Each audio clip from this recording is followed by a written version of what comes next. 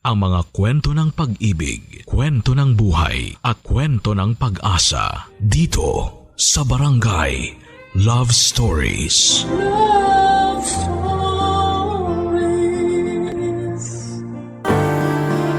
Minsan mahihirapan tayong malaman kung ano ba ang lugar natin sa buhay ng isang tao. Minsan nauuna rin ang hiya sa pagtatanong kaya mas lalo kang maliligaw kung saan ka pupwesto. Ikaw, kabarangay, alam mo ba kung saan ang lugar mo sa buhay ng taong mahal mo?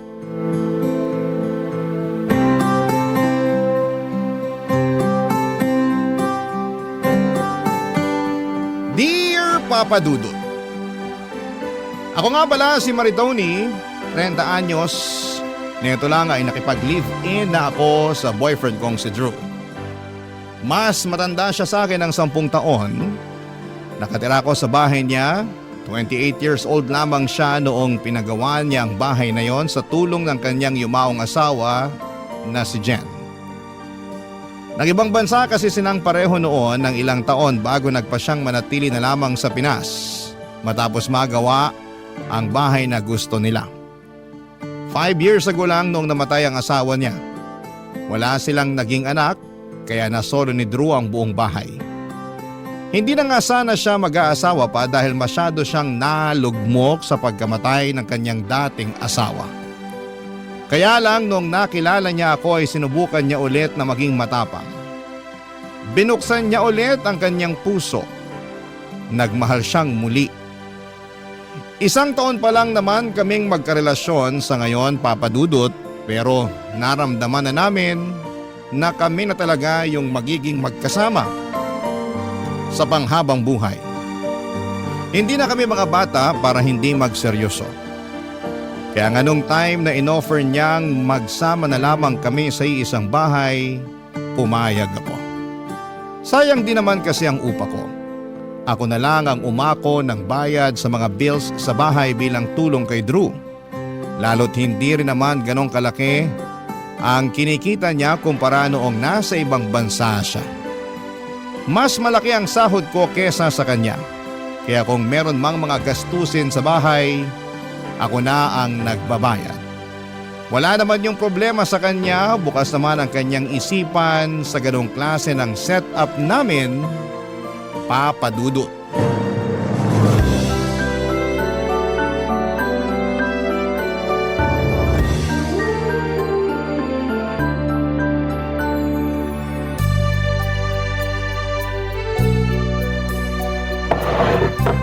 Alam mo, parang bibigay na tong isang upuan. Naparami ka lang ng kain, kaya gusto nang bumigay ng upuan na yan. Loko ka ha? Seryoso nga kasi, lumalangit-ngit na eh. Ayusin ko na lang sa day off ko. Gano'n na ba to katagal? Itong dining set, ito ang una naming ininvest ni Jen noon. Mahilig kasi kaming kumain, kaya ito ang inuna naming bilhin nung binubuo namin tong bahay. Matagal na rin pala no? Oo, kaya siguro gusto na ring bumigay. Basta sa day off ko, ayusin ko na lang yan. O pwede na rin i-retire na lang. Ipamigay sa mga ibang may kailangan. Eh anong gagamitin natin? Bibili ako. Yan ka na naman eh. Ikaw na naman ang gagastos. Konti na lang talaga. Hindi ko na mararamdaman ang pagkalalaki ko. Uy, akala ko ba okay na tayo sa setup natin? Gusto ko lang din naman kasi ng safe at maayos na gamit. Ang hirap kasi baka madisgrasya tayo sa next na upo natin dito. Pero pwede pa namang remedyohan yan. Marunong naman ako magkarpintero eh. Naku, tigilan mo ako. Ang dami mo nangang nasirang pader dito sa bahay dahil sa pagiging karpintero mo, no? Eh basta, kesa naman ipamigay lang tong dining set. Yun na nga eh. Ipapamigay naman sa mga nangangailangan, hindi itatapon. Mapapakinabangan pa rin ng iba. Parang ganun na rin yun. Ibenta na lang natin para sure na gagamitin talaga. Wala nang bibili nito. Marami na ngang sira, tsaka luma pa. Exactly. Kaya ipamigay na lang natin. Ay, Ayaw mong ipamigay dahil sa sentimental value, no? hindi ka naman ba magagalit kung oo ang sagot ko? Siyempre hindi. Ito ang una niyong pinundar ng dati mong asawa eh. Marami na kayong memories na nabuo habang kumakain dito. Hirap lang talaga ako makapag-let go kasi ng mga gamit. Lalo kung naging parte na ng buhay ko. Kahit sabihin pang sira na o pwede nang itapon. Diyan talaga tayo nagkakaiba, no? Kasi ako, hindi ako na-attach sa mga gamit. Kapag hindi ko na kailangan, ipapamigay o itatapon ko na kagad. Para ma-welcome ko yung bagong blessings. Ay, siguro nga, kailangan ko na rin i-let go tong dining set. Tatawagan ko na lang yung nanay ni Jen. Ibibigay ko na lang sa kanya. May konta ka pa sa nanay ni Jen? Paminsan-minsan nakakapag-usap kami. Kinukumusta ko. Mag-isa na lang kasi siya sa buhay. Patay na yung asawa niya tapos wala na rin si Jen. Wala siyang ibang anak? Wala. Si Jen lang talaga ang naging anak niya. Kaya nagwo-worry din ako kasi 65 years old na siya. Mag-isa na lang sa buhay. Pag may extra ako noon, pinapadalan ko siya o kaya pinag-grocery. Ang bait mo naman pala talaga. Naging nanay ko na rin kasi siya. Alam mo namang ulila na ako sa mga magulang. Siya talaga ang nag-alaga sa amin ni Jen noon. Dito nga rin siya tumira dati. Oo, bakit siya umalis? Umalis lang after makremate si Jen. Sabi niya, hindi raw niya kayang tumira pa rito dahil naaalala lang niya ang anak niya. Dito nga sa dining area sila madalas tumatambay na mag-ina nun. Mahilig din kasi silang magluto at kumain. Ang dami na palang alaala ng dining set na to. Parang kahit ako, ayoko na rin tuloy ipamigay. Pero tama ka eh. Oras na rin para mag-let go. Tsaka mapapakinabangan naman ng nanay ni Jen to kung sakali. Ikaw, kung ano man ang maging desisyon mo. Teka, tatawagan ko lang siya para malaman na niya. Tsaka okay lang ba kung ipagbili ko na rin siya ng mga kailangan niya sa bahay?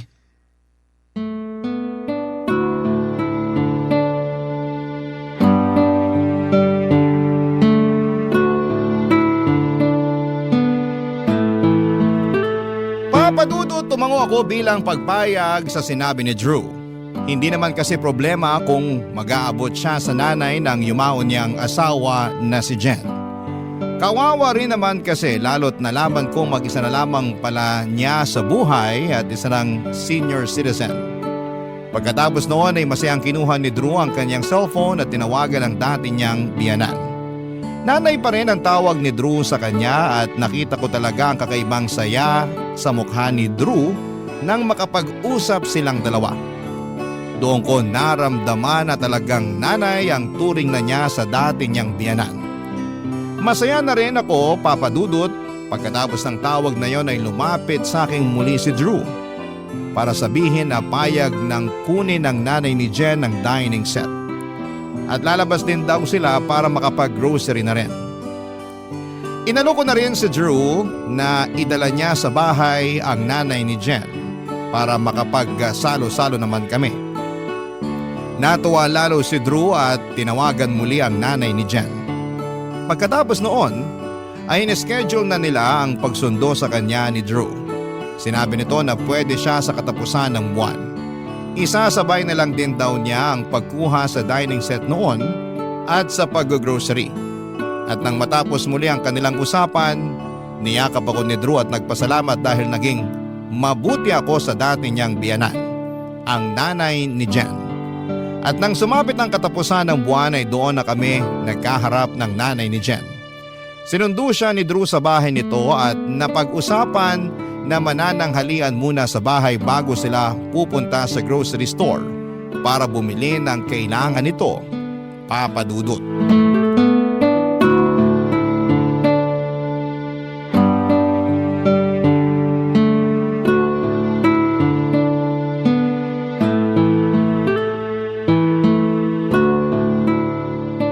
Maritoni, ito nga pala ang nanay ni Jen. Kumusta po, ma'am? Salamat naman po at nakadalaw po kayo rito sa bahay. Oo nga, ilang taon na rin nung huli akong tumapak dito. Salamat po ulit, Nay ha. Namiss ko kayo. Namiss din naman kita, anak.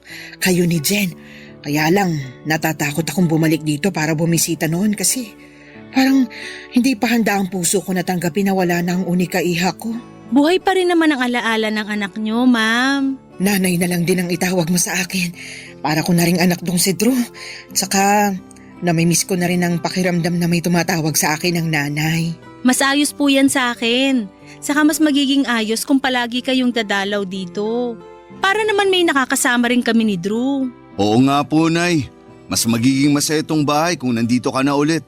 Hindi ba nakakahiya sa inyo? Baka naman makasagaba lang ang isang matandang tulad ko sa inyo. Huwag niyo pong isipin yun. Gusto naming may nakakasama rin dito sa bahay. Kaya pumayag na kayong dumalaw-dalaw. Tsaka masarap din pong magluto tong si Maritoni. Baka pwede na rin kayong magban sa kusina palagi. Palagi? Kung palagi dito na lang din kaya ako tumira ulit. Kung pwede naman po. Sana hindi niyo masamain ha. Meron sana akong sasabihin. Ano po yun? Pinaalis na kasi ako dun sa inuupahan ko nung nakaraang buwan pa. Gusto kasing taasan yung upa ko hindi ko na kayang bayaran. Hindi naman kasya sa pensyon ko. Baka kulangin ako lalo't may maintenance na rin ako. Bakit hindi nyo agad sinabi sa akin to, Nay? Para nagawa natin ang paraan. Naisip ko na rin namang lumapit sa'yo kaya lang nabalitaan ko ang meron ka na raw bagong kinakasama. Kaya naunahan na rin ako ng hiya. Nay, dito na kayo tumira. Sigurado ba kayo? Magaling naman ako maglinis. Ako na rin palagi magluluto para may ambag ako sa inyo. Gawin niyo akong kasambahay, kapalit ng pagpapatira niyo rito sa akin. Walang kailangang iambag.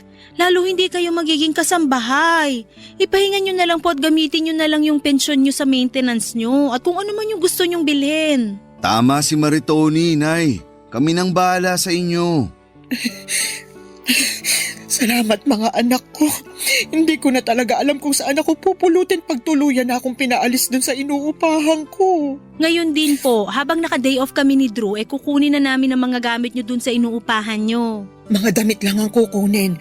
Pwede naman kahit mamaya na lang. Wala naman akong ibang gamit dahil pinamigay ko na nung nalaman kong pinaalis na ako ng nagpapaupa sa akin. Puro damit na lang dun at itong abo ni Jen. Dala nyo po ang urn ng anak nyo? Dala niyo po yung abo ni Jen? Natakot ba kita? Hindi naman nagmumulto ang anak kong si Jen. Dinala ko lang talaga ngayon para makabalik din siya dito sa bahay nila ni Drew. Ang tagal na rin kasi nung kinuha ko siya mula rito. Nabigla talaga ako nang ilabas ni nanay ang urn o yung lalagyan ng abo ni Jen mula sa kanyang bag. Kaya naman pala parang bigat na bigat si nanay sa dala niya. Pinakita niya sa amin at parang pinakilala sa akin ng pabiro ang abo ni Jen. Si Drew naman ay nagulat din. Inakala kasi niyang pinaanod na sa dagat ng nanay ni Jen ang abo nito. Kaya kinuha nito ang urn mula kay Drew pagkatapos makremate. Buong akala ni Drew ay dinadalaw niya sa dagat ang abo ni Jen pero hindi naman pala nakaabot yon doon. Tinago pala ng nanay ni Jen. Naiintindihan naman namin siya, Papa Dudut. Gusto lang daw talagang makasama ni nanay ang abo ni Jen. Pagkatapos noon ay inalalayan siya ni Drew para ilagay sa altar ang abo ni Jen. Nagdasal saglit si nanay habang nakaharap sa abo ni Jen. Pagkatapos noon ay hinarap kami at nagtanong muli kung ayos lang ba na dinala pa niya ang abo ni Jen sa bahay namin. Tumango lamang kami ni Drew at pinagbigyan ng kahilingan niya.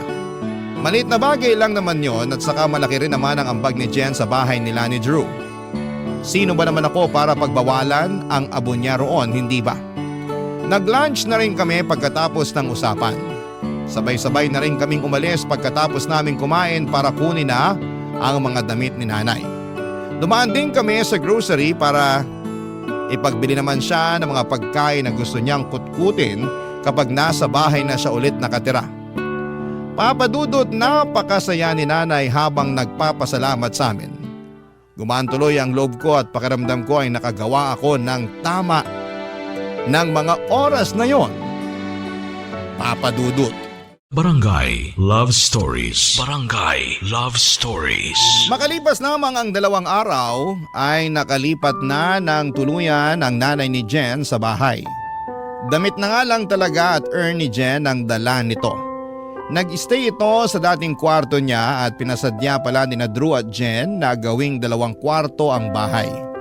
Ang isang kwarto ay para kina Drew at Jen at ang isa naman ay para kay nanay. Kung sakali man na nagkaroon ng anak si Drew at Jen noon ay hahatiin na lamang ang kwartong yon.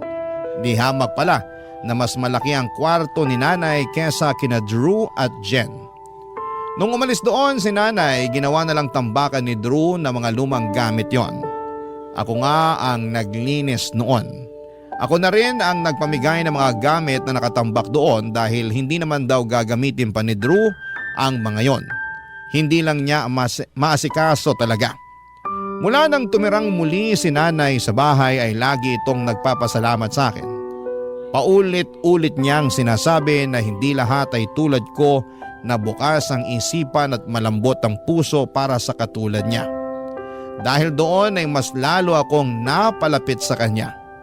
Para natuloy akong nagkaroon ng nanay, lagi kaming magkasama sa bahay lalo't WFH naman ako. Marami siyang naituro sa akin para mas maging masinob at magaling sa bahay. Kaya lang sa pagtagal ay meron na akong napapansin sa kanyang mga ugali na parang ang hirap na ngang tansyahin. Tulad na lamang sa mga gawaing kusina. Nung una mahinahon at mabait pa siya sa pagsama sa akin sa pagluluto at sa ibang gawain sa kusina. Pero nang tumagal, parang nararamdaman kong iba na, Papa Dudut.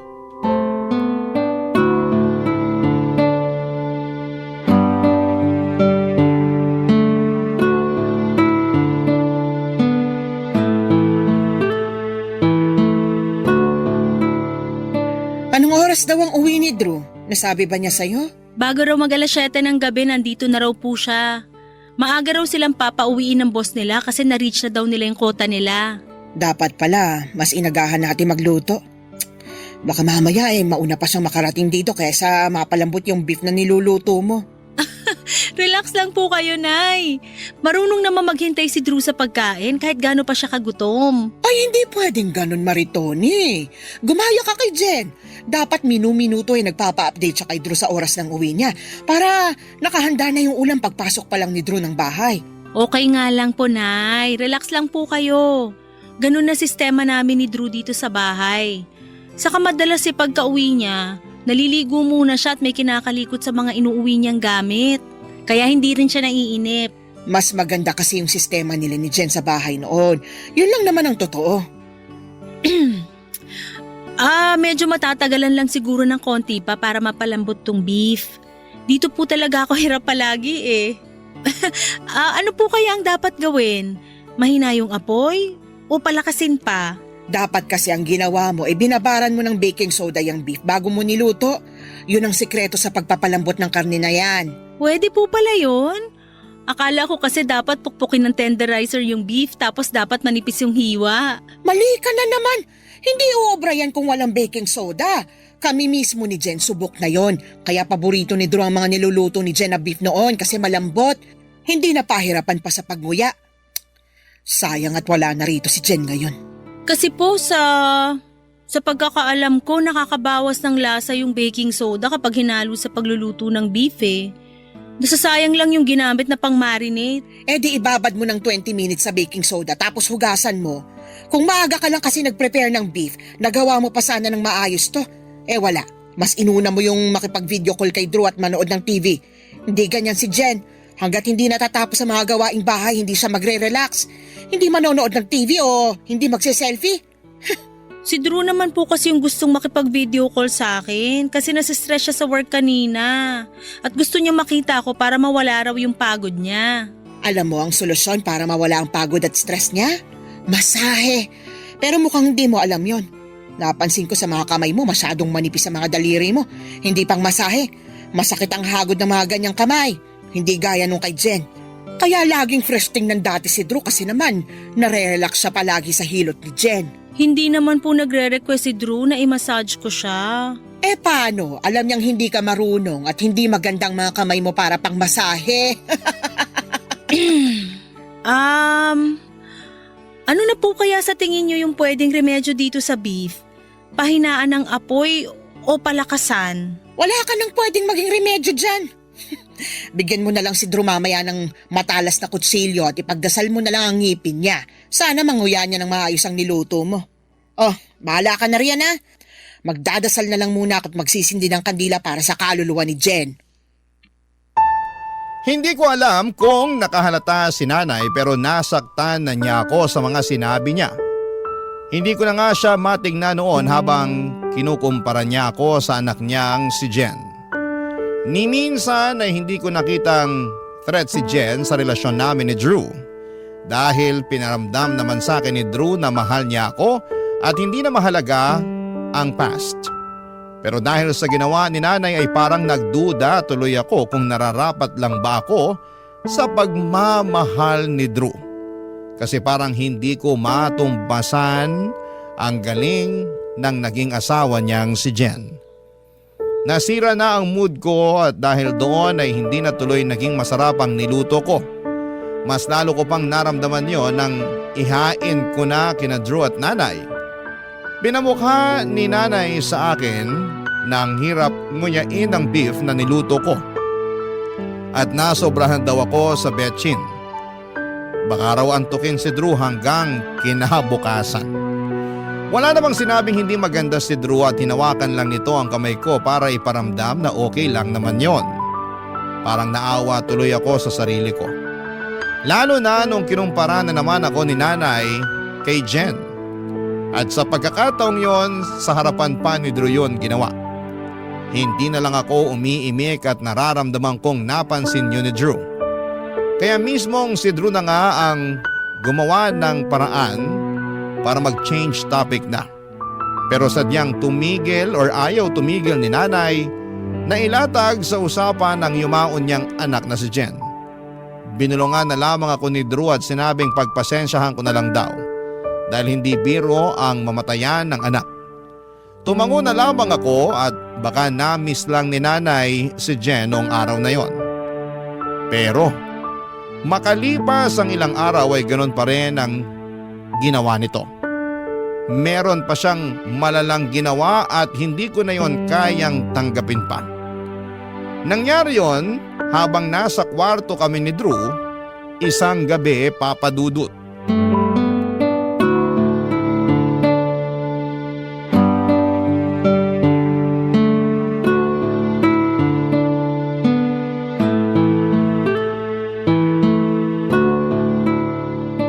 Alam mo, hindi na tayo nakakapag out of town. Naging busy na rin kasi tayo pareho sa mga trabaho natin. Tsaka nag-a-adjust pa tayo sa paglipat ni nanay dito. Oo nga eh. Kailan kaya tayo pwedeng mag out of town? Namimiss ko ng bumiyahe. Puro na lang MRT yung biyahe ko. Pwede siguro sa katapusan. Long weekend yun. Ayan, sige. Saan naman kaya tayo? Hindi pa tayo nakakapag-ikot sa Pampanga.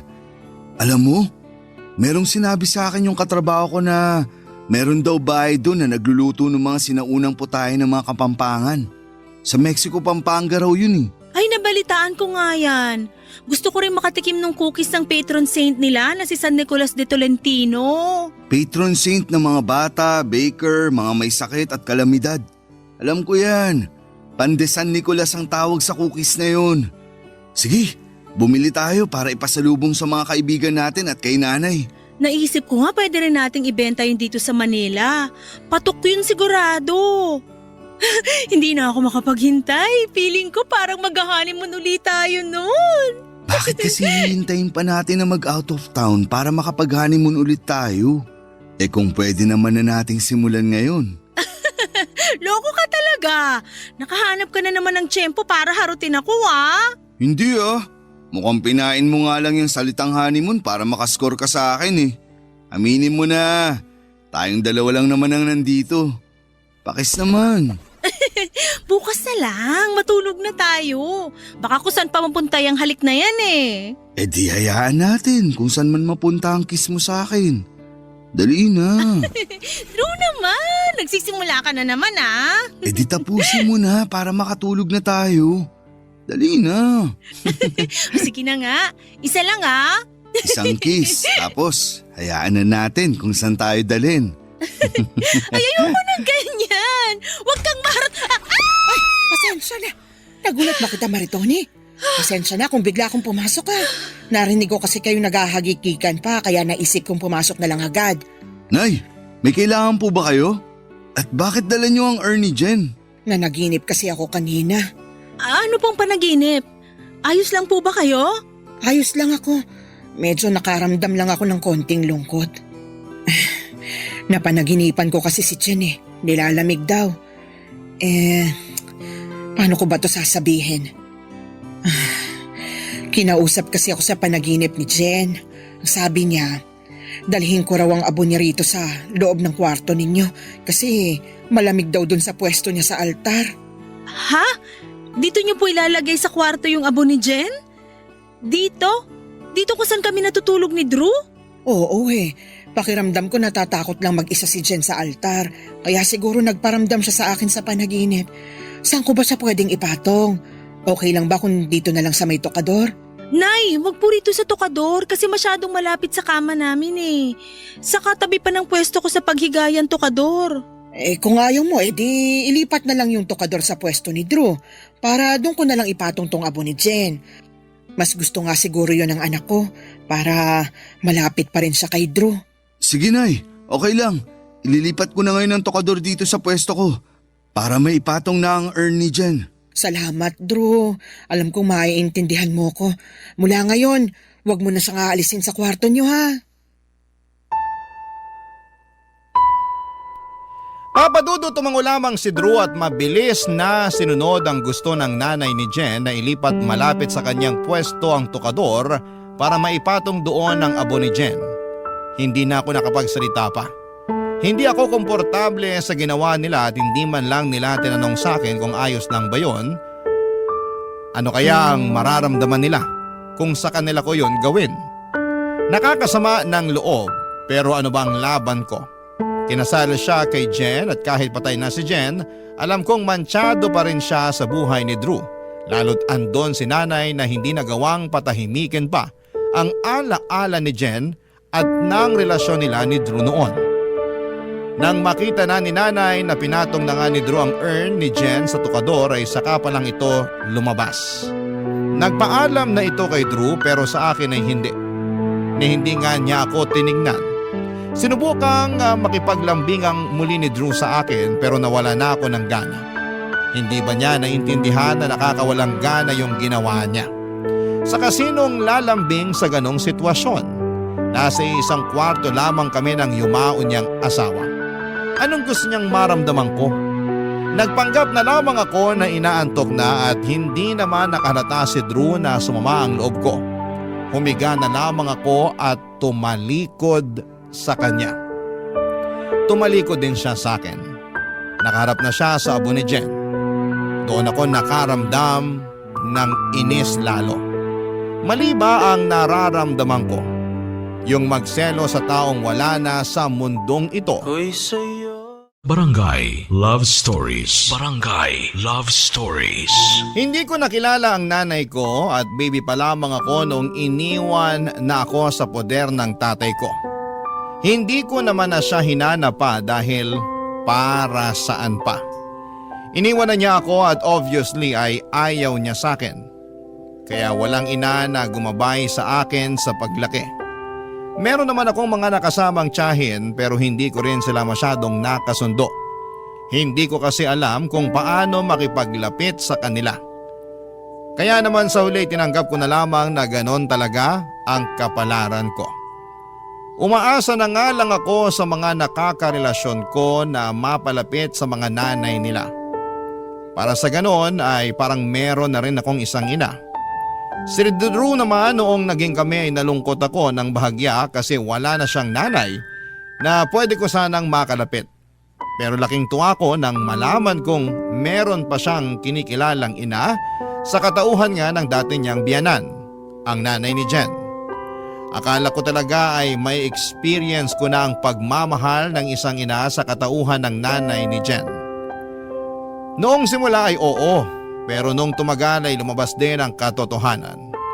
Ramdam kong hindi niya ako gusto at napapansin ko yon sa tingin niya tuwing nakikita niya kaming naglalambingan at nagmamahala ni Drew. Lagi niyang sinisingit sa usapan ng anak niyang si Jen sa tuwing napapansin niyang lumalalim na ang lambingan namin ni Drew, Papa Dudut. Hindi naman nakakahalata si Drew doon, tanging ako lang. Isang bagay na hirap kaming explain ng mga babae. Alam namin kapag hindi kami gusto ng kapwa namin babae. Siguro yon ang sinasabi nilang intuition namin. At palong-palo ang intuition ko pagdating kay Nanay Papa Dudut.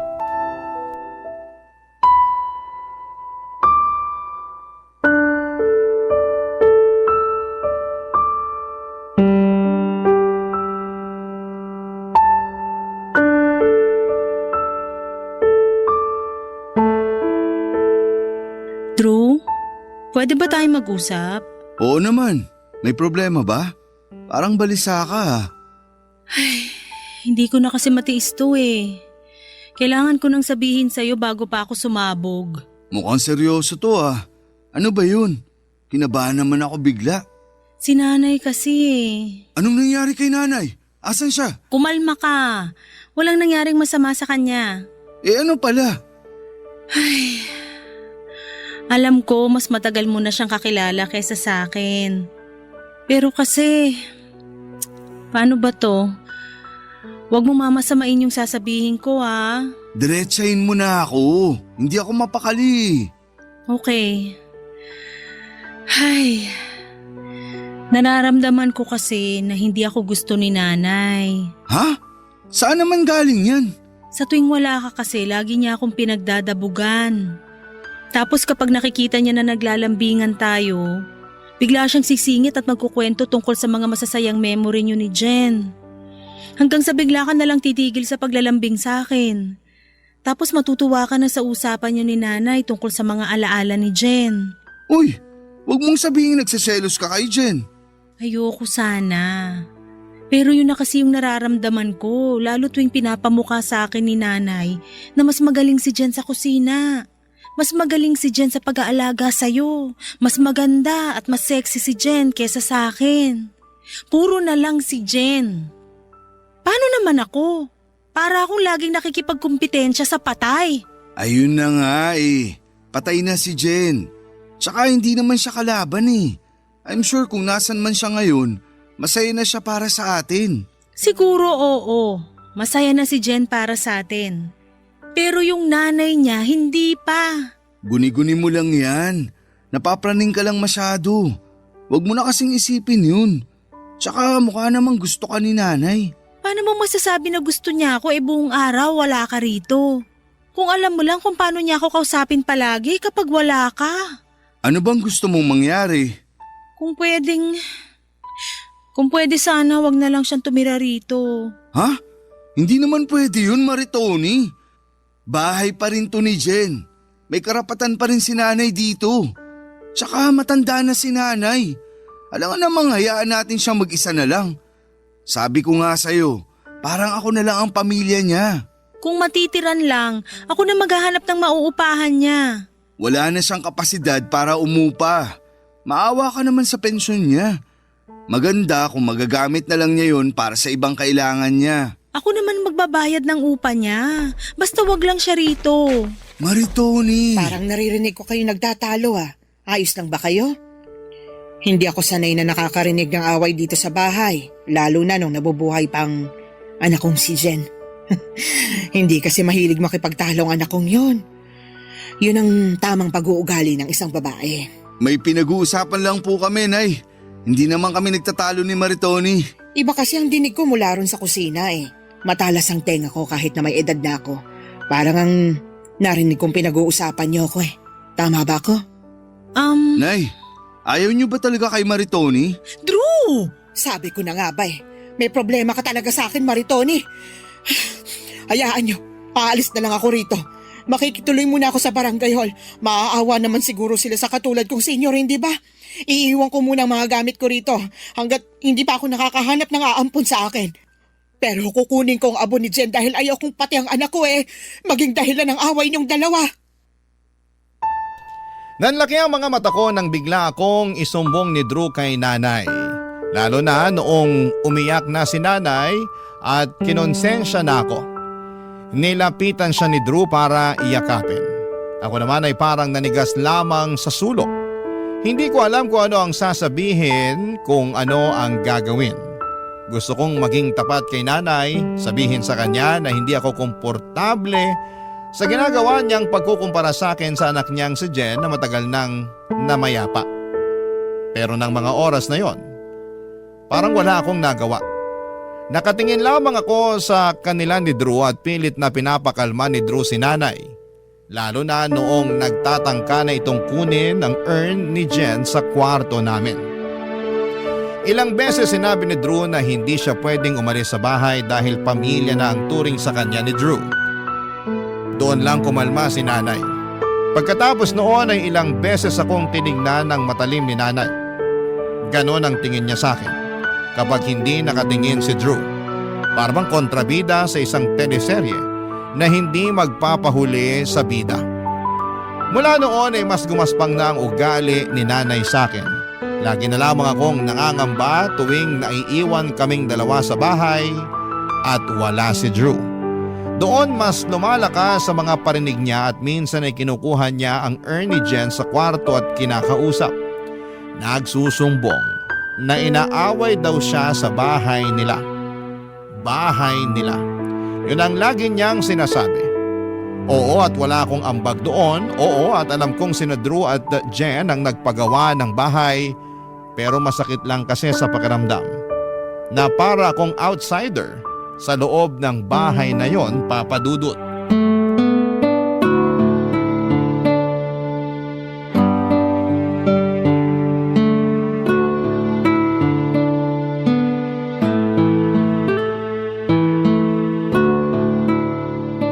Nay, gusto niyo na po bang kumain? Nakapagluto na kasi ako ng pananghalian natin. Hindi na. Dumating naman na ang pensyon ko. Bibili na lang ako ng ulam sa karinderya. Tipirin niyo na lang po yung pensyon niyo. Marami naman akong niluto para sa atin eh. Tara na po. Tipirin ang pensyon ko? Para ba may magamit ako oras na paalisin mo ulit ako rito sa bahay ni na Drew at Jen? Nay, ilang beses na po akong humingi ng tawad sa inyo sa nangyari. Nadala lang ako ng emosyon ko noon dahil sa paulit-ulit na pagkukumpara niyo sa akin kay Jen. Ang sabihin mo, ayaw mo lang talaga sa akin at gusto mong masolo si Drew. Hindi po totoo yan. Ako nga po itong nagkumbinsi kay Drew na tumira kayo rito noon dahil naaawa ako sa inyo. Pakitang tao ka lang. Kung magiging totoo ka sa sarili mo, sigurado ko, ayaw mo talaga ako rito. Ang ayaw ko lang po, yung lagi niyo akong kinukumpara sa anak niyo. Lagi na lang mali ang ginagawa ko. Lagi na lang si Jen ang tama kahit wala na siya. Hindi ko na alam ang gagawin ko para lang mapasaya kayo eh. Alam mo kung ano magpapasaya sa akin? Pag lumayas ka na rito. Bakit naman po ako lalayas dito?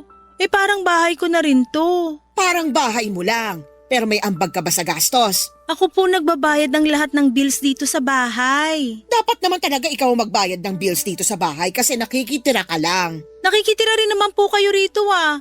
Parehas lang tayo. At least ako may ambag pa rin dito sa bahay. Di, lumabas din ang totoo.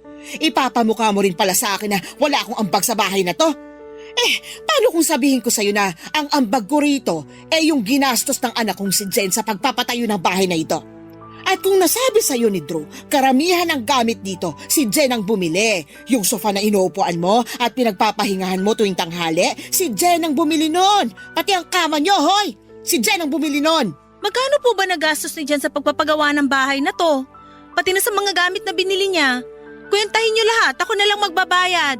Bakit ko naman gagawin yon? Dinawalan ako ng karapatan dito sa bahay nila mag-asawa? Hindi na po sila mag-asawa. Hindi porket patay na si Jen, hindi na sila mag-asawa.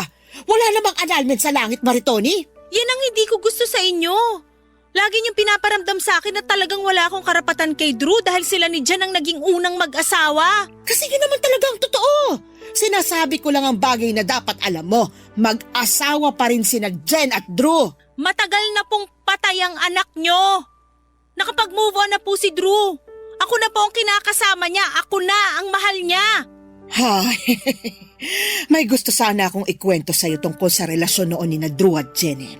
Kaya lang, baka mamatay ka sa selos. Huwag na lang. Relasyon noon. Noon! di tapos na. So bakit binabalik pa ngayon? Ako na nga ang karelasyon ni Drew ngayon. Ako na ang may karapatan sa kanya. Hanggat nandito ako, hindi mo makukuha ng buong karapatan mo kay Drew. Dahil hanggat nakikita niya ako, lagi niyang maaalalang pagmamahal niya para sa nag-iisang asawa niya. At ang anak ko lang yon, si Jen lang yon. Kahit abo na siya, mas may karapatan pa rin siya kay Drew at sa bahay na to kesa sa'yo. Papa Dudut, hindi na ako nakaimik pa sa mga sinabi ni nanay. Ano pang ilalaban ko roon sa sinabi niya? Mas lalo lang akong nasaktan lalo't harap-harapan na niyang sinabi sa akin na wala akong karapatan sa bahay na yon at kay Drew. Ang hirap hanapin ang lugar ko sa bahay na yon. Para akong naliligaw kahit nasa isang sulok lang naman ako. Nang mapansin ni nanay na hindi na ako nakalaban sa huli niyang sinabi ay sa kanya ako tinignan. Mula ulo hanggang paa. Tila sinusukat ang maliit kong pagkatao. Mas lalo akong nanliit at para akong nahiya. Pagkatapos po noon ay pumasok siya sa loob ng kwarto namin ni Drew at muling kinuha ang abo ni Jen at saka naupo sa sofa. At saka kinausap yon. Sinusumbong ang mga sinabi ko sa kanya. Nagpatuloy ang pangdadaot sa akin ni nanay kahit sa harapan mismo ni Drew. Ginagawa pa rin niya. Wala na siyang patawad. Nahalata na rin yun ni Drew pero para hindi na lumalapa ay sinabi na lang niya sa akin na pagpasensyahan ko na lamang si nanay. Ano pa bang magagawa ko roon? Akala ko dahil napansin na ni Drew ang ginagawa ni nanay sa akin ay kakampihan na niya ako o i-validate ang nararamdaman ko. Pero hindi pa rin pala. Mas lalo ako nawala ng lugar, hindi lang sa bahay na yon kundi pati na rin sa buhay ni Drew. Mga kabarangay, hihilingin ko sana ang tulong ninyo. Ano bang pwede kong gawin sa sitwasyon ko? Aalis na lang ba ako sa bahay na yon? Naguguluhan na kasi ako, sana'y matulungan ninyo ako. Maraming salamat po. Ang inyong forever kapuso at kabarangay, Maritoni. Ako, gigil na gigil talaga ako sa nangyayari sa kwento natin. O ikaw, kabarangay, kumukulo rin ba dugo mo? Pwede kang mag-iwan ng comment sa ating comment section. Ang mga kwento ng pag-ibig, kwento ng buhay at kwento ng pag-asa dito sa Barangay Love Stories. Love Stories.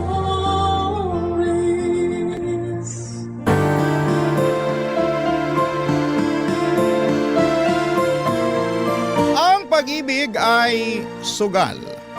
Mayroong nananalo at mayroong natatalo. Pero siguraduhin natin na hindi udyok ng kapusukan at pagiging desperado ang bawat taya na gagawin natin. Ikaw, kabarangay, sumugal ka na ba sa pag-ibig? Dear Papa Dudut, sa loob ng ilang taon kong pamamalagi sa mundong ito, ang akala ko ay kilala ko na ang aking sarili. Pero totoo rin pala ang kasabihan na nagbabago ang nararamdaman ng tao at hindi yon isang kasalanan.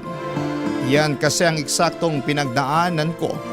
Kaya nagawa ko ang isang desisyon na naghatid sa akin sa kasalukuyang estado ng buhay ko na siyang gusto ko namang ibahagi sa inyo.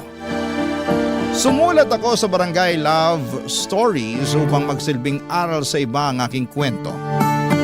Ako nga po pala si Charlie.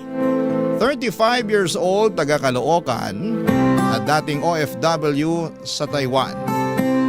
Sa ngayon ay meron akong tindahan at bigasan na nagsisilbing aking hanap buhay. 10 taon din ako sa abroad bago ako nag-decide na bumalik sa Pilipinas taong 2023 dahil gusto ko nang bumuo ng sariling pamilya. Pero pinagtawanan lang ako ng aking mga kamag-anak at ilang malalapit na kaibigan dahil kilala nila akong bakla. Out loud and proud, Papa Dudut.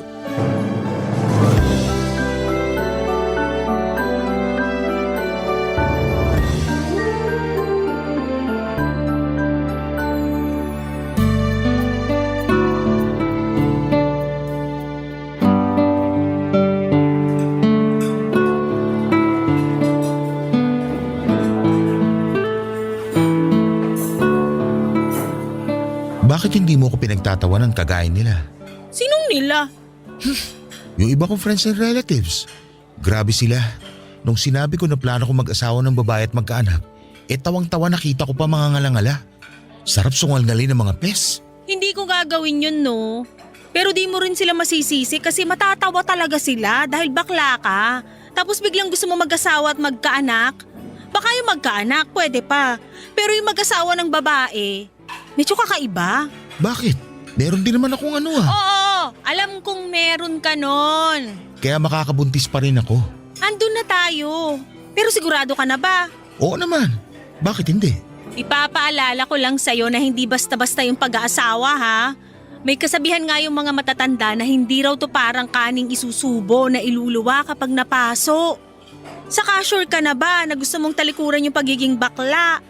Pag nagkaasawa ka na kasi ng babae, dapat sa kanya ka lang nakatingin at wala ka ng karapatan na magkagusto sa iba.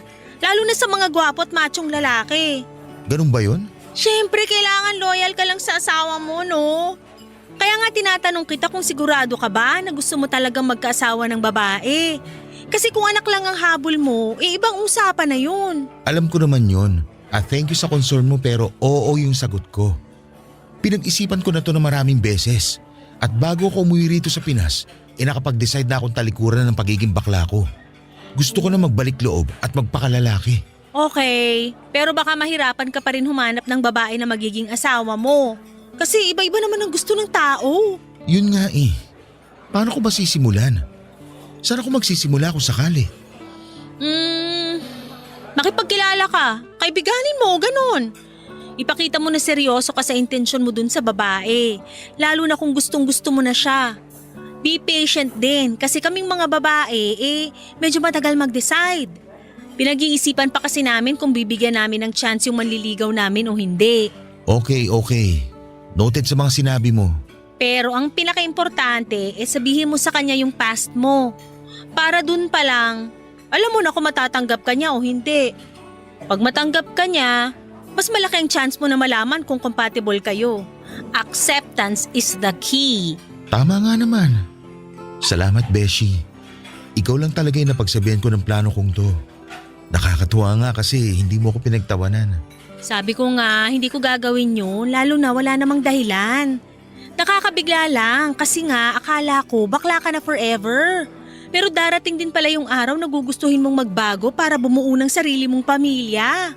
Masaya naman ako sa pagiging bakla pero tingin ko mas magiging masaya ako pag nagkaanak ako at nagkaasawa. Saka hindi ako fan ng gender reassignment umeme na yan dahil gusto ko na nga magpakalalaki.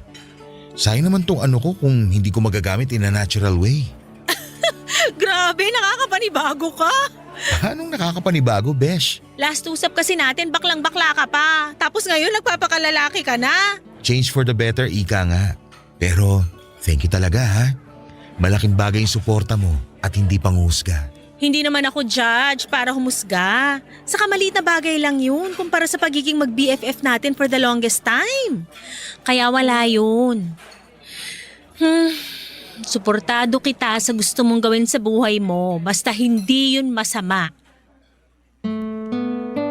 Papadudot bukod tangi na ang BFF kong si Anaya ang nakaintindi sa pagbabagong gusto kong gawin sa buhay ko. Bagaman alam ng karamihan kung gaano ako kabakla ay sinuportahan niya pa rin ako para makahanap ng babaeng mamahalin. At nangako ako kay Anaya at sa sarili ko na sa oras na dumating na nga ang babaeng yon, sa buhay ko ay mamahalin ko siya ng gusto at todo-todo. Ewan, siguro bigla ko na lamang din talagang na-realize na gusto ko palang maging tatay at bumuo ng pamilya. Kaya nga, sinunod ko lahat ng suggestion ni Anaya kung paano ako makakakilala ng babaeng mamahalin ko. Desidido na akong magpakalalaki para lamang matupad ang mga pangarap kong magkaanak. Pero hindi pala yon madali at aaminin kong nakaka-stress at nakakapagod din.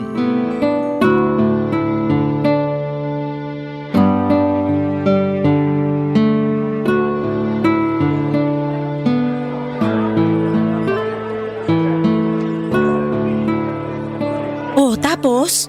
Nag-meet kayo? Oo, kaya lang narealize ko na hindi ko pala siya gusto. Bakit naman? Mas malaki pa katawan kaysa sa akin eh. Baka mabugbog naman ako nun at mabalian ng leeg pag nag-away kami. Hoy, hindi naman siguro.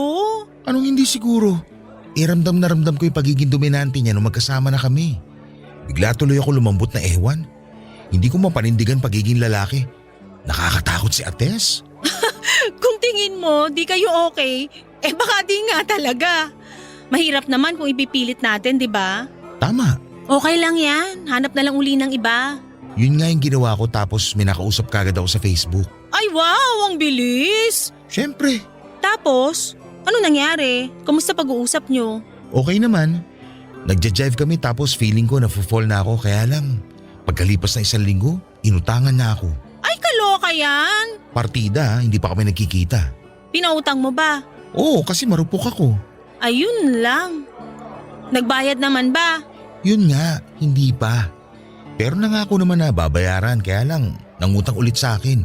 Ayun, binlock ko na. Ayoko nang ganun na akala mo may patagong pera. Kahit naman ako, ayoko ng ganyan. Di ba? Grabe, hindi pala madaling makipagkilala at makahanap ng matinong babae online. Mukhang lahat may sapak sa utak. Aray ko naman. O bakit? Tinamaan ka no? Kunti, pero iba naman ako sa kanila. Ay oo. Siyempre ibang-iba ka talaga sa mga babae nakadate ko no? Sige nga, paano ako naiba sa kanila? Dali. Teka lang, titigan muna kita para masagot ko ng on point yung tanong mo. Game na ha? Eme lang yun.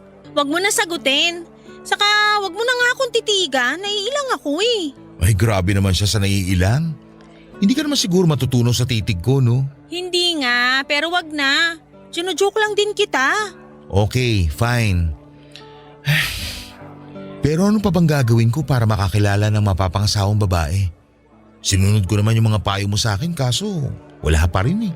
Diba, sabi ko rin, be patient. Sabi mo nga, Yun muna gawin mo tapos ituloy mo yung pakikipagkilala. Saka wag lagi online. Pwede ka rin mag-join ng community ng mga hilig mong gawin. Halimbawa, running, walking, cooking, and baking. Poetry, mountain climbing. Kahit nga pag-jump rope may group na sa Facebook eh. Makipagkaibigan ka dun. Malay mo dun mo mahanap yung babaeng para sa'yo. alam mo tama ka. Lagi naman akong tama. Ay wow, confident yan? Sarili ko nga lang kakampi ko most of the time tapos aawain ko pa. Hindi ko naman sinabing awayin mo sarili mo ah. Eme lang. Ay nako, puro ka eme. At ikaw naman parang di na mabiro. Huwag mo masyadong seryosohin mga trip ko. Paano kung gusto ka tang seryosohin? Ha? Wala. Sabi ko maganda ka pala. Ay, ba't ngayon mo lang nalaman yan? FYI, matagal na akong maganda. Alam ko naman yun. Pero noon kasi syempre mas maganda ako sa'yo. Baklang to? Sinong bakla? Walang bakla rito ha. Lalaki na ito. Oo nga pala, di ka na nga pala bakla. Sorry naman. Eme lang din. Buti pa, order na lang tayo ng drinks. Treat ko. Iyan ang gusto ko sa'yo, galante.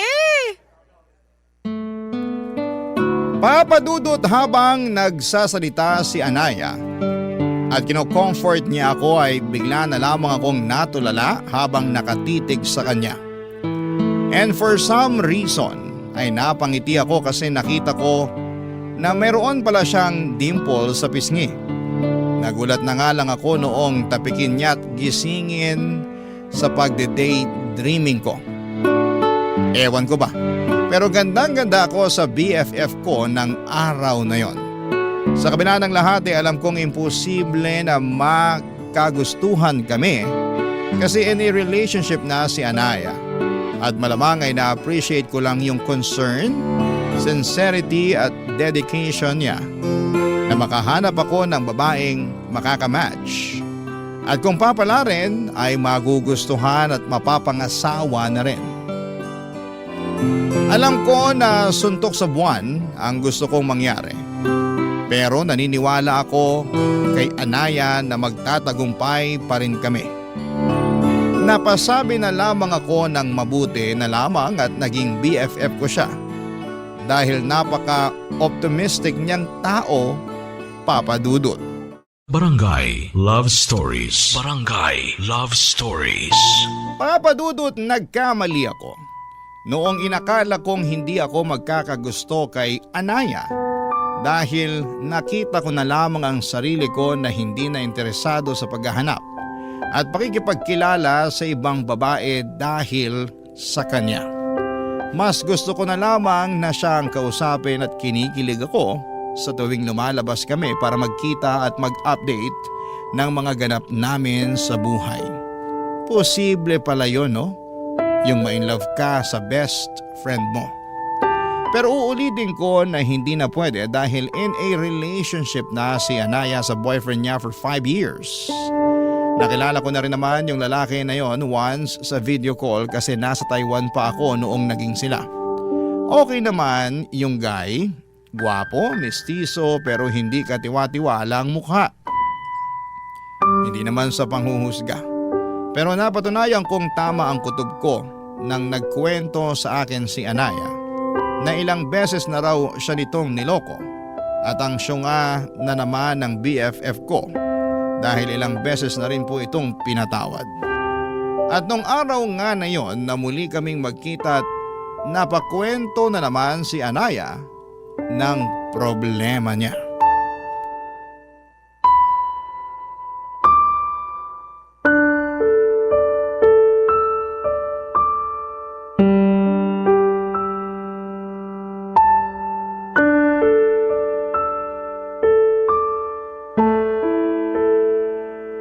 Thank you talaga, Beshi. Pinuntahan mo ako rito sa apartment ko. Wala yun, no? Pero sure ka bang wala rito yung boyfriend mo? Kasi kung nagtatago siya dito sa bahay nyo, lumabas-labas na siya para mapangahan ko. Sumusobra na siya sa ginagawa niya sa'yo, ha? Wala talaga siya rito kahit halughugin mo pa yung buong apartment namin. Nasaan ang ungas na yon? May team building sila sa Tanay for 2 days. Pero di ako sure kung totoo yung sinasabi niya. Malay ko ba baka gawa-gawa lang niya yun kasi gusto niya lang makasama yung babae niya. At pinayagan mo naman? Oo. Boba ka pala eh. Anong magagawa ko? Maayos naman yung paalam niya. Maayos nga pero hindi mo alam kung nagsasabi siya ng totoo. Ganun na nga. Kung ako sa'yo, nagsakit-sakitan ako para hindi na siya umalis. Ayoko namang gawin yun, no? So, mas gusto mo na patuloy saktan niya sarili mo at magpakatanga sa lalaking yon? Anong magagawa ko mahal ko? Saka kasalanan ko naman kasi masyado akong pakialamera eh. Sinilip ko kasi yung phone niya, ayun. Nabasa ko pa tuloy yung recent convo nila ng babae niya sa messenger. Tapos wala ka man lang ginawa. Wala, hinayaan ko lang sila. Ay, boba ka nga talaga. Ayoko na kasing mag-away kami uli ng boyfriend ko nang dahil lang doon. Huling away namin, kamuntik na niya akong hiwalayan kaya nadala na ako. Kung ako sa'yo, matagal na ako nakipaghiwalay sa kanya. Buti sana kung hindi ito yung unang beses na niloko ka niya. Baka maintindihan ko pa siya at pinatawad ko siya. Day, hindi dapat nakaregister sa Anli ang pagpapatawad. Magising ka nga sa kabubuhan mo sa lalaking yun.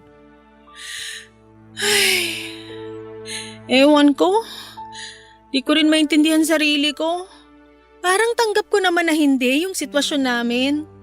At alam ko kung paano ako makakaalis pero di ko ginagawa. Siguro kasi natatakot ako na baka di na ako makahanap ng kagaya niya. Ang tagal na rin namin eh. Mas matakot ka kung makahanap ka pa ng kagaya niyang manluloko at manipulative. Saka, aanin mo yung tagal ng relasyon niyo kung puro sakit naman ang ulo yung binibigay niya sa'yo. No wonder napapanot ka na sa stress. Seryoso? Napapanot na ako? Joke lang pero malapit na. Ha? Alam mo na nga broken hearted na yung tao pero gino-joke time mo pa ako. Sorry na.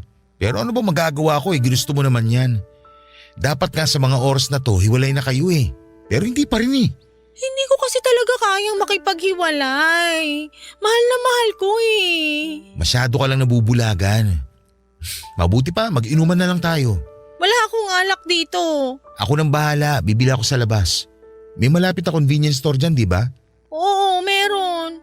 Samahan mo na rin ang mga sitsirya at saka shawarma. Gutom na ako. Baka mabilis ako malasing. Ako nang bahala. Inom tayo para mailabas mo lahat-lahat ng sama ng loob mo. Para kahit paano gumaan yung pakiramdam mo. Yun na lang maitutulong ko sa'yo saka syempre yung presence ko. Basta, andito lang ako. Iyakan mo, kwentuhan mo, paglabasan mo na sama ng loob. Thank you talaga, Beshi. Hulog ka ng kisame. Che! Papa Dudut, bukal naman sa puso ko noong i-comfort ko si Anaya.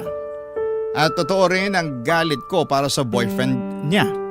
Pero loyal sa cheater niyang karelasyon ng kaibigan ko. Kaya masarap din siyang tuktukan sa ulo. Sa kabila ng lahat ay alam kong hindi na muna tungkol sa akin ng lahat dahil kailangan ako ni Anaya para samahan siyang umiyak at magmukmok. Doon ko na siya niyayang mag-inom para lalo niyang mailabas ang kanyang nararamdaman. Pero habang lalo kaming tinatamaan ng alak ay mayroon akong naiisip gawin. Bagay na maituturing kong hidden agenda. Hindi nagtagal ay tuluyan ng nalasing si Anaya at doon ko nakita ang kaharutan niya kapag merong alak sa kanyang sistema. Panay dikit niya sa akin kaya tinalaban ako at bigla na lamang lalong uminit ang aking katawan. Hindi nagtagal ay hinalikan ko si Anaya at laking gulat ko na hindi siya pumalag. Tapos ay lumalim ang mga halik na yon. Doon na may nangyari sa amin ng BFF ko, Papa Dudut. Kinabukasan, nag-decide kaming kalimutan na lamang ang lahat dahil malinaw pa sa sikat ng araw na nagtaksil siya sa boyfriend niyang manluloko. Kahit na anong paliwanag ko kay Anaya na ayos lamang yon dahil cheater naman ang boyfriend niya, ay pinagdiinan pa rin niya sa akin na ayaw niyang tumula dito. Aaminin kong nakaramdam ako ng konsensya sa ginawa namin pero hindi naman ako nagsisisi dahil mahal ko na rin naman si Anaya. Pero wala na akong nagawa noong humingi siya ng space para makapag-isip-isip. Hinayaan ko na lamang siya at pinagpatuloy ko ang pakikipagkilala sa ibang mga babae. Pero makalipas lang ang 3 linggo ay tinawagan ako ni Anaya at pinapunta niya ako sa apartment niya, Papa Dudut.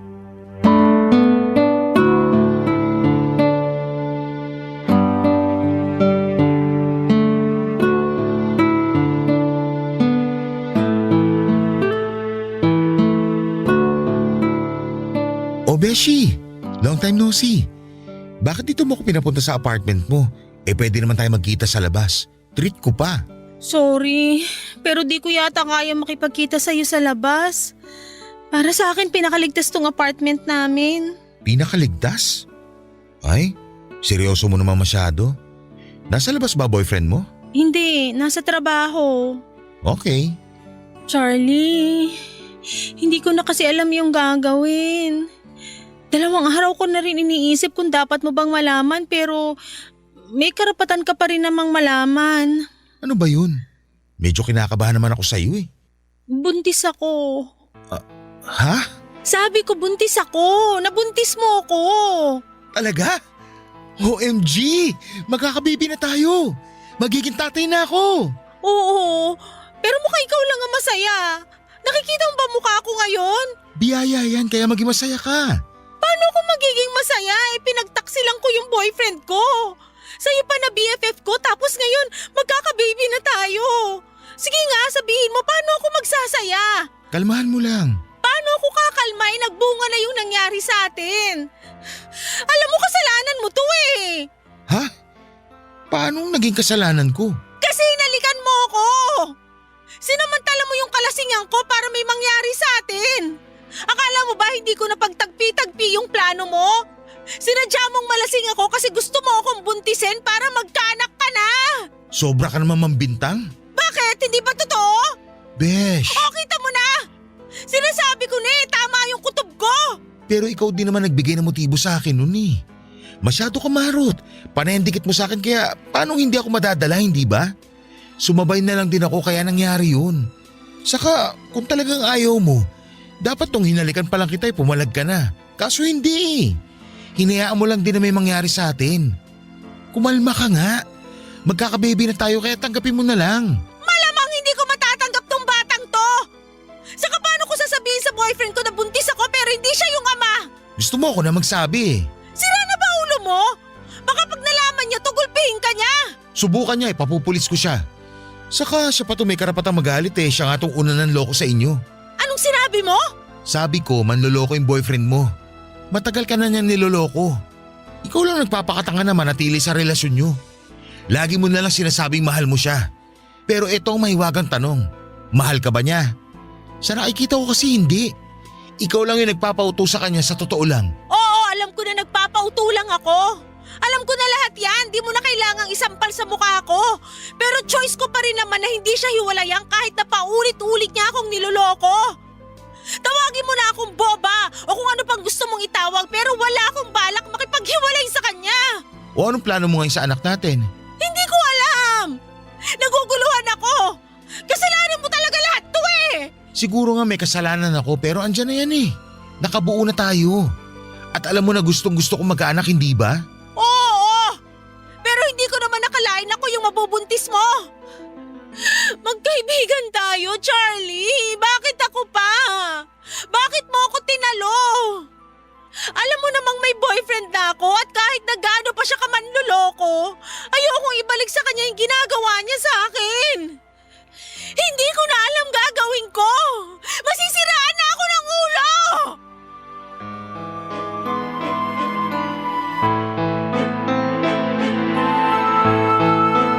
Papadudot, yung sandaling sinabi ni Anaya na buntis siya. At ako ang ama ay para bang gustong pumalapak ng dalawa kong tenga. Pero base sa itsura niya na hindi masaya ay agad na bumagsak ang mga balikat ko. Hindi kasi yon ang reaksyon na gusto kong makita sa kanya. Pero ano magagawa ko kung hindi nga niya ginustong may mangyari sa amin at ang masahol pa raw ay nagbunga yon ng bata. Masakit din palang makita na may namumuong galit sa iyo ang kaibigan mong tinuring na mahalaga sa buhay mo. Yun kasi ang eksaktong pinaramdam sa akin ni Anaya at sa magiging anak namin ng mga panahong yon. Papadudot, alam ko na kasalanan ko rin naman dahil sinamantala ko ang kanyang kahinaan. Pero desperado na akong magkaanak at gusto ko na siya ang magiging nanay.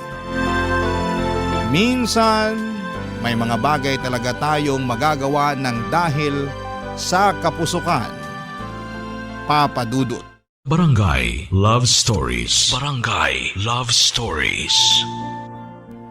Papadudot, sinabi ko kay Anaya ang feelings ko at sinabi niyang hindi niya raw ako magugustuhan ng higit pa sa isang kaibigan. Sa abot ng makakaya ko ay inunawa ko ang sagot niya sa akin kahit na may hinanakit ako sa kanya dahil mas mahal niya pa rin ang manloloko niyang boyfriend. Para sa akin ay hindi nila deserve ang isa't isa kaya nga hindi ako sumuko na iparamdam kay Anaya ang pagmamahal ko kahit sinabihan na niya akong tama na. Sinuyo ko si Anaya ng husto at kinonsensya noong pumasok sa isipan niya na ipalaglag ang magiging anak namin. Siyempre, nandun na yung bata tapos posible pang mawala sa akin. Buti na lang at nadala si Anaya sa mga pakiusap ko kaya ginawa niya ang tama.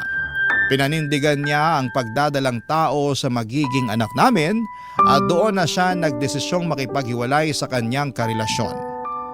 Ang saya-saya ko ng mga panahong yon.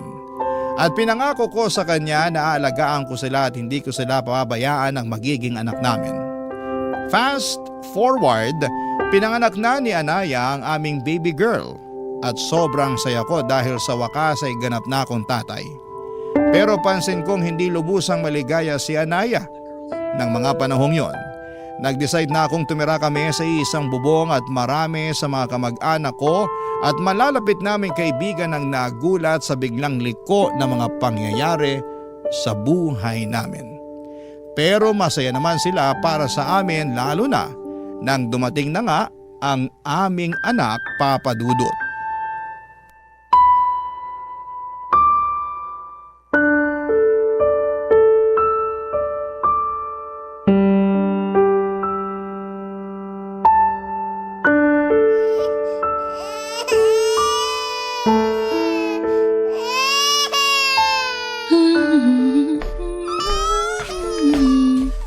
Uy, Anaya!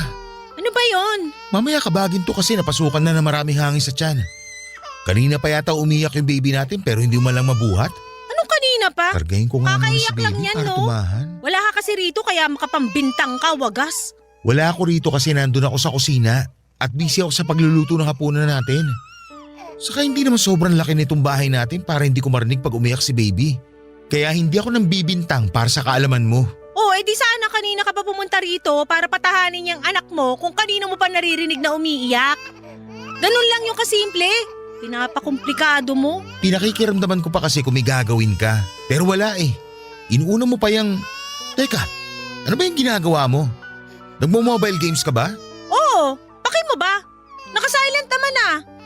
Last time di ba sinita mo na ako na masyadong maingay? Naiistorbo yung tulog ng batang yan? Bakit ba ganyan ka magsalita? Ano na naman bang mali sa pagsasalita ko? Lahat na lang sinisita mo eh. Paano hindi ko sisitahin lumalabas na wala kang pagmamahal sa anak natin?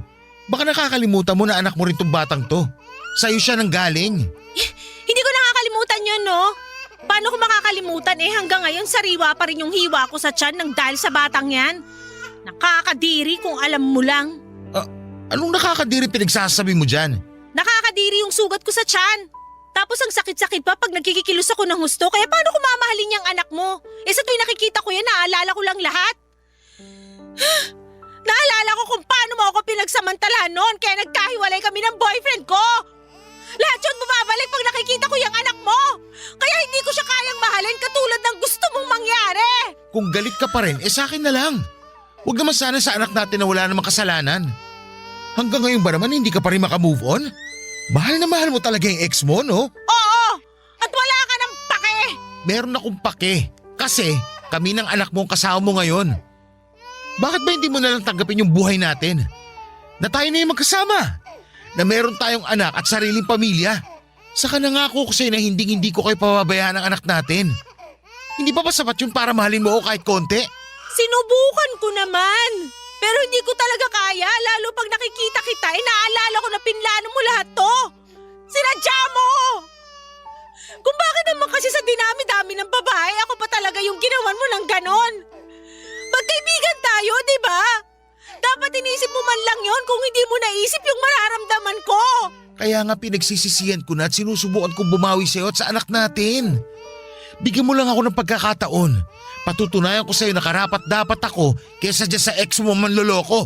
Ewan ko, pero hindi talaga kita kayang mahalin. Sana talaga hindi na lang ako nagpadala sa konsensya ko noon.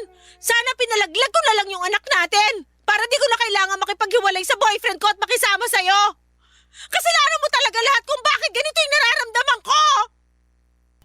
Papadudot, nasaktan ako ng husto sa mga sinabi ni Anaya at hindi ko na rin napigilan ng sarili ko na magalit sa kanya. Pagkatapos kasi ng mga ginawa at pinakita ko ay ganon lang ang isusukli niya. Para sa akin ay mas masama pa rin ang dati niyang boyfriend na paulit-ulit siyang niloko kesa sa nagawa kong pananamantala sa kahinaan niya noon. Kaya wala siyang karapatan na ikumpara ako sa lalaking yon, sana'y bumawi naman ako sa kanya. Hirap lang dahil hindi niya na-appreciate ang mga effort na ibinibigay ko. Sa kabila ng lahat ay patuloy kong sinuyo si Anaya upang mapamahal siya sa akin pero natatabunan ng responsibilidad ko bilang tatay ang atensyon na dapat ay ibinibigay ko para sa kanya. Hindi niyo ako masisisi at ayaw naman niya kasing asikasuhin ang anak namin. Napansin ko na lamang na malamig ang pakikitungo niya sa baby namin simula nang pinanganak niya ito. Pero pinalagpas ko lamang yon hanggang sa sumabit ang first birthday ng anak namin. Kaya lang ilaking gulat ko nang nakita ko ang ex-boyfriend niya sa mga bisita. Yun pala, in-invite siya ni Anaya, Papa Dudut.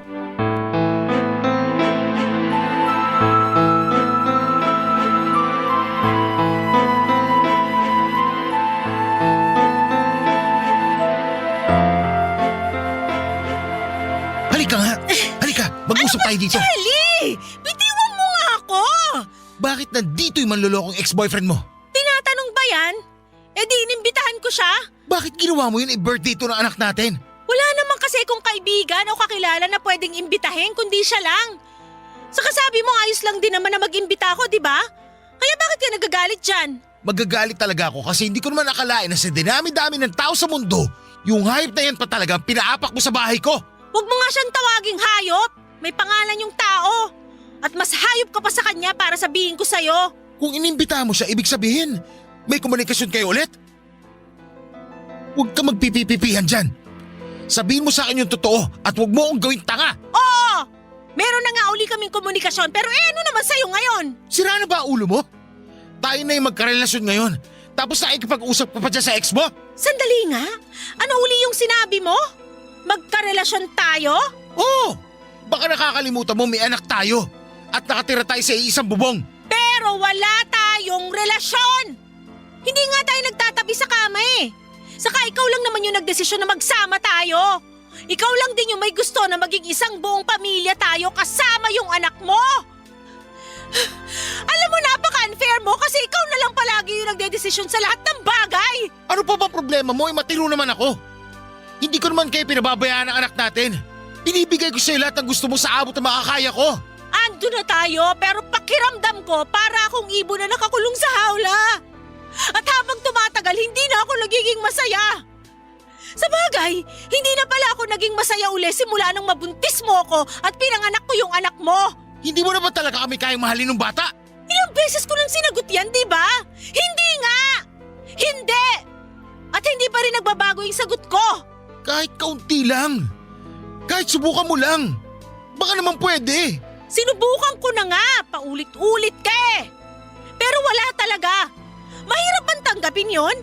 Mahirap bang tanggapin na hindi sa lahat ng pagkakataon ay makukuha mo lahat ng gusto mo? Kasi kung oo, di ko na siguro problema yon. Anaya naman. Huwag ka naman magsalita ng ganyan oh.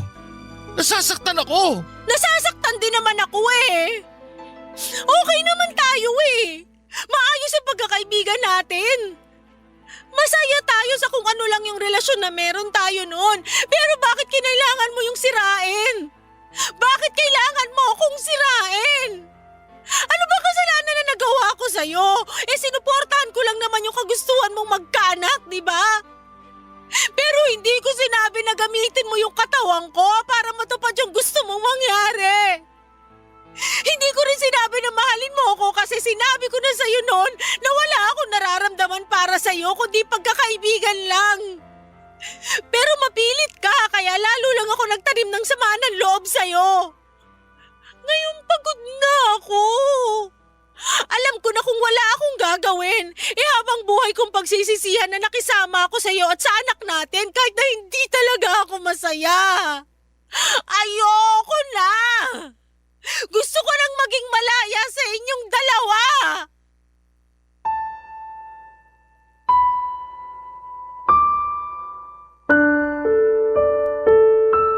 Papadudod sobrang sakit marinig ng mga sinabi ni Anaya sa totoo lang. Para yung kutsilyo na tumusok sa puso ko ng libu-libong ulit. At wala na lang akong nagawa kundi ang umiyak ng mga panahong yon. Pinatapos lang namin ang birthday party ng baby namin at saka nag-alsa balutan si Anaya. Sinabi niya sa akin na ayaw na niyang tumira kasama sa amin ang anak niya. Noong tinanong ko kung saan siya pupunta ay hindi niya sinagot. Pero malakas ang kutob ko na sasama na siya sa ex-boyfriend niya. Kaya kahit masakit at masama ang loob ko ay hinayaan ko na siya. Papadudot, pagod na po akong ipaglaban ang nararamdaman ko para kay Anaya. Gayong ilang beses niya na ring sinabi na hindi niya ako kayang mahalin. At sapat na sigurong pinatunayan ko sa kanya na kaya ko siyang isalba laban sa manloloko niyang ex-boyfriend. Pero sa huli ay mas pinili niya pa rin ito. Ang lungkot-lungkot ko ng mga panahong yon pero alam ko na bunga lamang din yon ng kapusukan ko. Hindi lang pagkakaibigan namin ni Anaya ang nawala kundi pati na rin si Anaya na mahal ko. Sa kasalukuyan ay magkasama kami ng anak ko na namumuhay. At kahit na challenging ang maging tatay at nanay ay masasabi ko na masaya at kontento po ako sa buhay. Palagi ko pa rin naiisip si Anaya pero ayoko na lamang ilugmok ang sarili ko at umasa na isang araw ay magbabalik pa siya para sa amin ang anak niya. Dalangin ko na lamang kung saan siya naroroon ay nasa maayos siyang kalagayan at sa wakas ay naranasan na ulit niyang maging masaya. Maraming salamat po Papa Dudut sakaling mapili po ninyong i-ere ang istorya ng buhay ko at sana'y kinapulutan po ito ng aral ng ating mga kabarangay. Lalo na yung mga mapupusok dyan sa pag-ibig. God bless and more power po sa Barangay Love Stories. Ang inyong kapuso at kabarangay forever, Charlie. Ano ang masasabi mo sa ating Barangay Love Stories today? Aabangan namin yan sa aming comment section.